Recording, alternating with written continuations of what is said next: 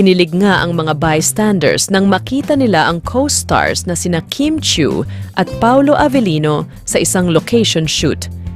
Makikitang sobrang bagay talaga ang dalawang artista na nalilink ngayon sa isa't isa. Tila naging sentro ng atensyon ang kanilang pagganap sa eksena. Hindi lang ang mga direktor at production staff ang napahanga, kundi maging ang bystanders na napabilib sa chemistry ng dalawang aktor. Ang mga simpleng ngiti at sulyap ng dalawa sa isa't isa ay nagbibigay ng kilig sa set. At tila ba naglalaro ang kakaibang koneksyon sa pagitan ng dalawang sikat na personalidad.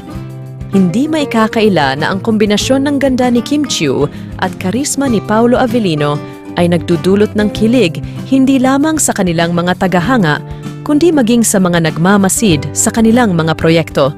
Sa mata ng mga bystanders, makikita ang natural na pagtutugma ng dalawa at tila ba hindi sapat ang salitang nalilink para maipaliwanag ang likas na chemistry sa pagitan ng dalawang artistang ito.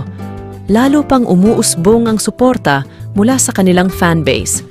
Ang kilig na hatid ng tambalan ni Kim at Paolo ay hindi lamang naiiwan sa telebisyon, kundi nagiging usap-usapan din sa labas ng entertainment industry.